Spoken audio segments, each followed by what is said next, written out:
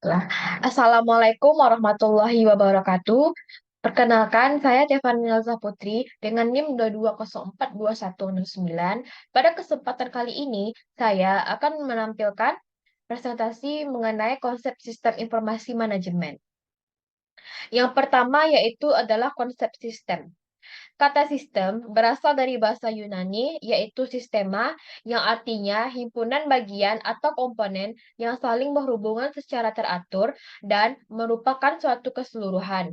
Selain itu, bisa diartikan sekelompok elemen yang independen namun saling terkait sebagai satu kesatuan.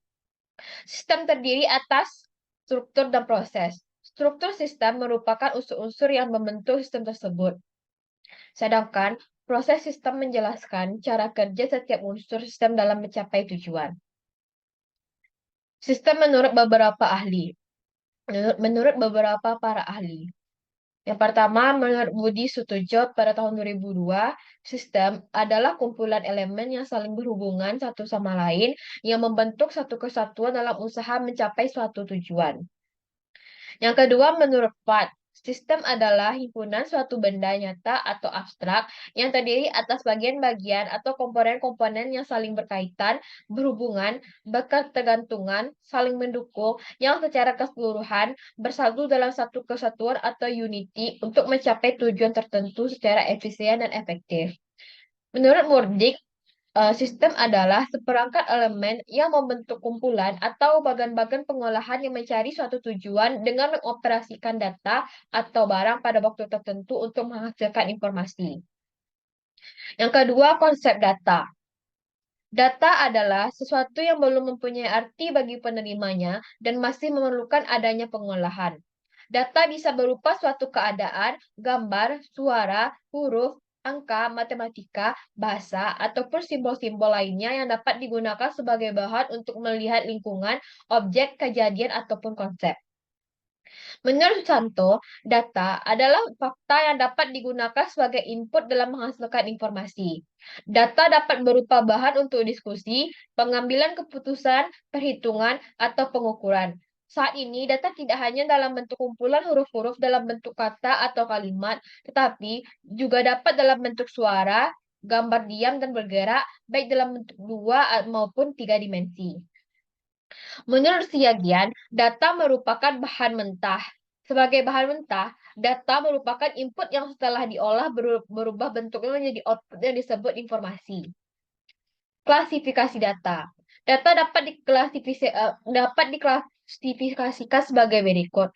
Yang pertama yaitu berdasarkan sifat data.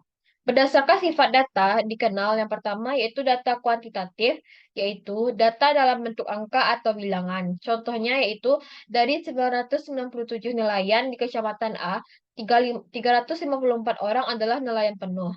455 orang adalah nelayan sambilan utama dan 168 orang adalah nelayan sambilan bukan utama.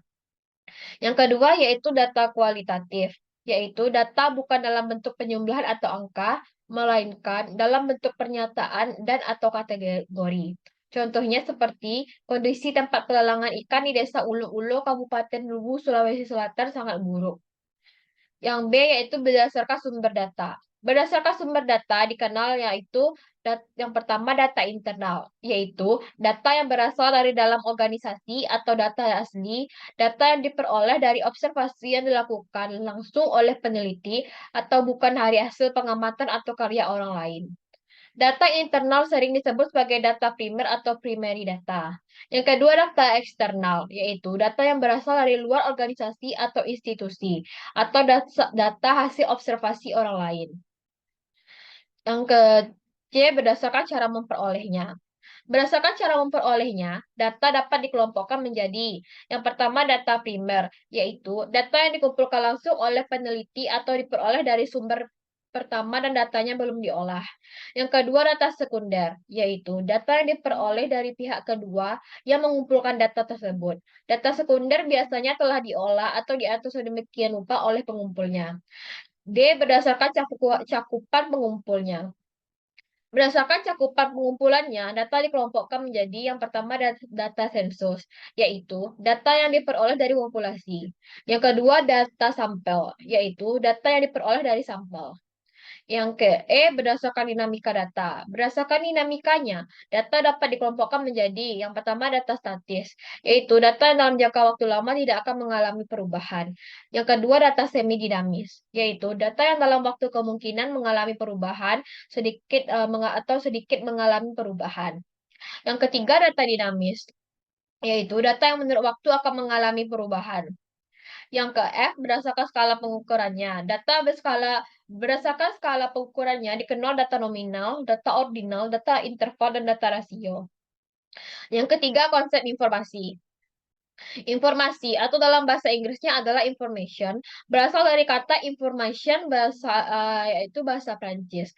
Kata tersebut diambil dari bahasa Latin, yaitu informationem yang artinya konsep, ide, garis besar.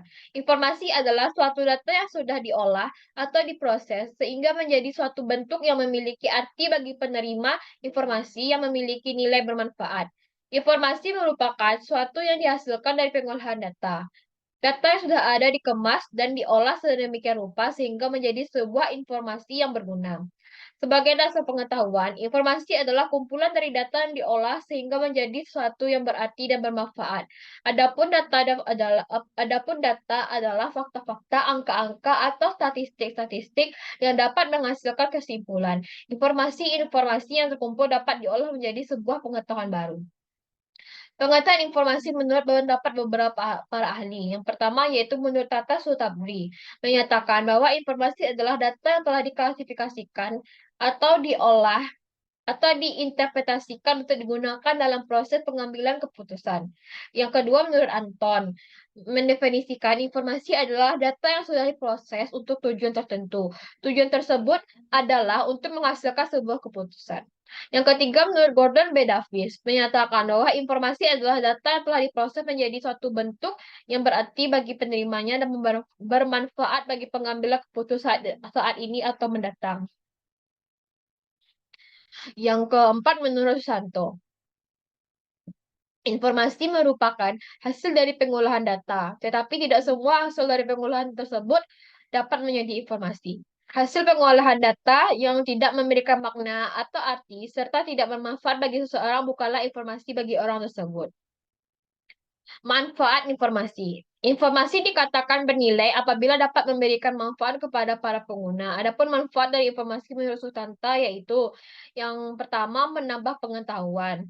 Adanya informasi akan menambah pengetahuan bagi penerima yang dapat digunakan sebagai bahan pertimbangan yang mendukung proses pengambilan keputusan. Yang kedua, mengurangi ketidakpastian pemakai informasi. Informasi akan mengurangi ketidakpastian karena hal-hal yang akan terjadi dapat diketahui sebelumnya, sehingga dapat menghindari keraguan pada saat pengambilan keputusan. Yang ketiga, mengurangi risiko kegagalan. Adanya informasi akan risiko kegagalan dapat diantisipasi dengan baik sehingga kegagalan dapat dikurangi dengan pengambilan keputusan yang tepat. Yang keempat, mengurangi keanekaragaman yang tidak diperlukan atau akan menghasilkan keputusan yang lebih terarah. Yang kelima, memberikan standar, aturan, ukuran, dan keputusan untuk menentukan pencapaian sasaran serta tujuan. Yang keempat, konsep sistem informasi manajemen. Sistem informasi manajemen merupakan sebuah bidang yang mulai berkembang sejak tahun 1960-an. Secara umum, sistem informasi manajemen didefinisikan sebagai sistem yang menyediakan informasi yang digunakan untuk mendukung operasi manajemen serta pengambilan keputusan sebuah organisasi. Abdul Qadir mendefinisikan sistem informasi manajemen sebagai sistem informasi yang digunakan untuk menyajikan informasi yang digunakan untuk mendukung operasi manajemen dan pengambilan keputusan dalam sebuah organisasi. Sistem informasi manajemen adalah pengembangan dan penggunaan sistem-sistem informasi yang efektif dalam organisasi menurut David Kroenke. Dari penjelasan di atas bahwa sistem informasi manajemen adalah suatu sistem yang dirancang untuk menyediakan informasi guna mendukung pengambilan keputusan pada kegiatan manajemen suatu organisasi. Tujuan sistem informasi manajemen diantaranya menyediakan informasi yang dipergunakan dalam perhitungan harga pokok jasa, produk, dan tujuan lain yang diinginkan manajemen. Menyediakan informasi yang dipergunakan dalam perencanaan, pengendalian, pengevaluasian, dan perbaikan berkelanjutan, lalu menyediakan informasi untuk pengambilan keputusan. Secara umum ada 3 peran sistem informasi manajemen, yaitu sebagai berikut. Yang pertama, meningkatkan efisiensi operasional. Investasi dalam teknologi sistem informasi dapat menolong operasi perusahaan menjadi lebih efisien. Efisiensi operasional membuat perusahaan dapat menjalankan strategi keunggulan biaya. Yang kedua, memperkenalkan inovasi dalam bisnis. Penggunaan automated teller machine atau ATM dalam perbankan merupakan contoh yang baik dari inovasi teknologi sistem informasi. Dengan adanya ATM, bank-bank besar dapat memperoleh keuntungan strategis melebihi pesaingnya. Penekanan utama dalam sistem informasi strategis adalah membangun biaya pertukaran ke dalam hubungan antara perusahaan dengan konsumen atau pemasoknya. Yang ketiga, membangun sumber informasi strategis. Teknologi sistem informasi membuat perusahaan mampu untuk membangun sumber informasi strategis sehingga mendapat kesempatan dalam keuntungan strategis. Baiklah, sekian dari saya. Mungkin hanya itu yang dapat saya sampaikan. Saya mohon maaf bila banyak kata yang salah. Saya undur diri. Assalamualaikum warahmatullahi wabarakatuh.